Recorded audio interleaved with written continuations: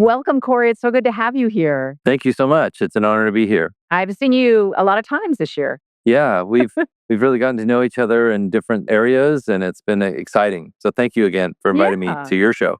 Yeah, I got to be on your show. Now you're on my show. Why don't you tell everyone about who you are and what you do and your Yeah. podcast? Yeah, so I'm Cory Connors. I'm the host of the Sustainable Packaging Podcast, and I'm in sales and marketing for Atlantic Packaging. And I absolutely love this industry. I've been in an industry for 28 years. My first job was making boxes, which is where I got my nickname, Corrugated. Oh, boy. Yeah. I bet that's hard to shake. It is, but it's proven to be very useful for social media and things like that. Yeah, people remember who you are. Yeah.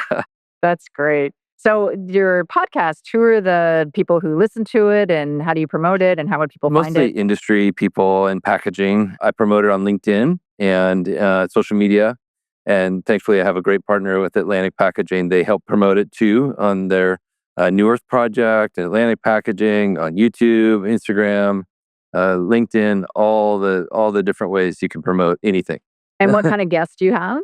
Well, like we were just talking about, I just had a senator on from Tennessee. She was incredible, Heidi Campbell. So what did you talk to her about in the world of packaging? They have a new program they're working on where they're trying to make focus on recycling as a job creation tool.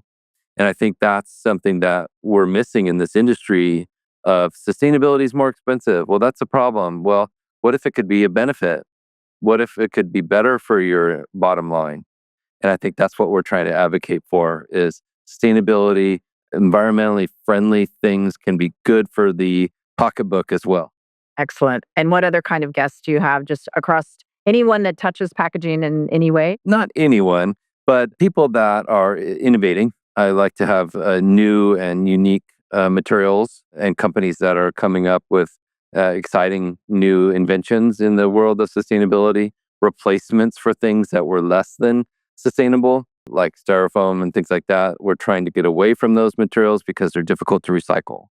And what about events? Talk about some of the events that you go to and the importance of events. And I think events are really important for connecting with people. As much as it's a great way to promote yourself and things like that, it's really a great way to build relationships. So I was just in Chicago yesterday speaking at a paper and plastic recycling event. And then a few weeks ago, I was at the Sustainable Packaging Coalition in Boston, and that was incredible. Highly recommend the SPC if you're interested in sustainable packaging. That's one of the top shows to go to.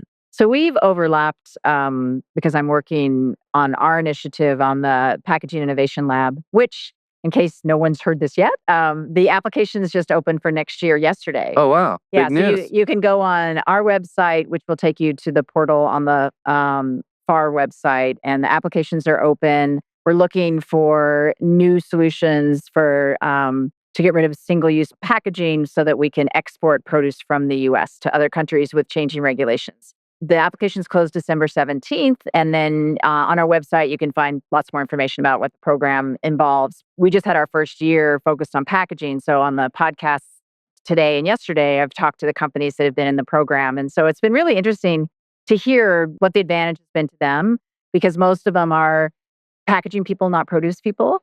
And so getting them, we went to Walmart distribution center, and it was fascinating to just see all the packaging fails. You're just walking through there going, look at all these ways packaging is failing That in didn't the work. distribution Right, center. right. And then we went to a retail store, same thing. The woman was saying, see this tab at the top of the leafy greens bag. Every time I open a box and try to pull them out, the tab rips. It needs to be bigger, And so there's all sorts of things that when you just go and you go talk to growers and you look at people that pack in the field. And so really being out there and being part of the industry is been the biggest part that they've gotten out of the program and the contacts that they've made. A lot of them are doing trialing. So what do you see, since you go across all industries, what do you see as some of the biggest issues with produce, and how is produce different and maybe more challenging than some of the other areas you work in? Yeah, produce is probably the most difficult to package. So we have an uphill battle here. And we always say there's nothing sustainable about rotten food.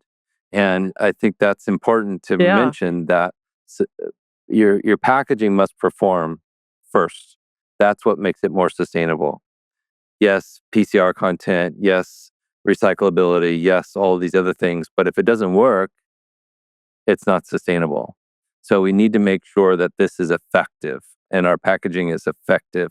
So we focus there. We start there. Okay, does it work? Okay, great. Could we do it with less material? Great, let's try that. If it doesn't work, it's not successful, and we won't go down that path. How are you seeing the industry respond to some of the different rulings and laws that are coming that, people have to really account for what they're doing and it's different state by state? How's that affecting you? I think we've gone from totally people not knowing anything about it at all to panic, and then back to, okay, I think we can do this. And so we're kind of at that I think we can do this phase, and where companies like Atlantic Packaging are guiding people through the process and saying, okay, you're using this today. It would be better if you tried this material.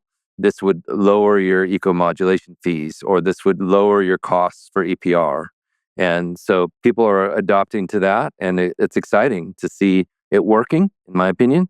Oregon is already in process. There's 7 other states, and there's, I think, a dozen more in the works. So we've got a long ways to go here, but there's still mass confusion as to what are the rules, what are the laws, how do they affect me, and people are rightfully concerned with, okay, how do I fix this for my company? Are people being fined yet? Like, has Oregon started fining people for Yes, not complying? Yeah. yes, and we're looking at it less as a fine and more as a tax. So that's how I would kind of look at it. Like, okay, it's kind of a cost of doing business for now, but if you can use the right materials in the right way, you're going to save money. You'll lower your fees or you'll lower your taxes. It's all so interconnected. You have to have the material, then you have to have the machine that, puts the material in the right format. And then, the packer has to get it and then it has to get printed and like all those things have to happen. When you have a shock to the system like this, how do all those different pieces coordinate with each other? Well, it's a big upheaval in the industry, really. But it's not always let's replace plastic with paper. That doesn't always compute, because what if you had to use 30% more paper to accomplish what you were using for plastic? Because it's based on weight. So we have to look at the full scheme and how you're doing things and the full cycle. Like you said, how does it make its way through the process? How does it perform on shelf? Does it still sell? Is our consumer going to recognize it? These are all very valid questions that we need to answer before we move to new materials. Yeah. And I think from some of the grower shipper packers that I've talked to is like they can't even answer the questions because they're getting their packaging from someone else. And so their supplier is the one that has to figure out if they're compliant. And so it really is, a huge change in the way the industry is moving. And I kind of see paralysis right now. I agree. There's a lot of fear, a lot of, okay, if we don't do anything, we'll be okay, right? If we don't move, they won't see us.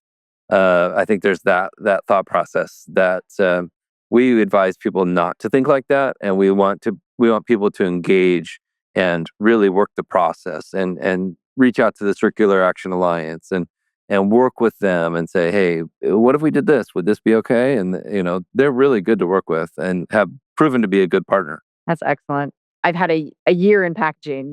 This is a different area. You've had 28 years. I've had a year. And so just getting thrown into this, and it's such an important part of our industry. And going forward, there's so many things changing, both exporting and then domestically, all these different states, having different laws. And so it is an area that I see confusion that I think the solution is all parts of the chain working together. Yes, I agree. Yeah. Yeah, and vertically integrate with each other to figure out how it really works, and pre-competition collaboration. I keep hearing that. I love that because you're seeing brands like battery companies saying, "Oh, what if we all change together so that the market wouldn't freak out?" And that we saw the success there with Duracell, and I think that was really cool to see. Yeah. No, I think it's a lot of people, talking about it is one thing, getting it done is another. And how does that foundational type research get supported. So I think And everyone's looking at that too. consumers don't always like change. Yeah, exactly. I think we've seen that before. Yeah, yeah. When I was at Pack Expo, I had Wyatt Macy on a panel that I did, and one of the things that I asked him was, "What's the future going to look like?" And I loved his answers. As consumers are of produce are gonna have to get used to their packaging not being completely clear, and they're not gonna be able to look inside it and see everything. Either it'll be some fiber or it'll be, hazy material placed on the top of it. So I think that's gonna be a really interesting change that's what I do. Like, I pick it up and look at it and what's underneath it. We've been spoiled, haven't we? Yeah, Yeah, I think maybe you'll exactly. see a lot of open packages, and maybe that's something to consider when you're making packaging, is make it so the consumer can open it while they're standing there. And like eggs, my wife will open it, look at it. Are there any broken? Okay, then we'll buy that one. Oh, that's an Yeah, interesting analogy. I hadn't yeah. thought of that. Because yeah, if you could open it, but then that's a mess for the store because then people won't close it, you know? Yeah, that's true.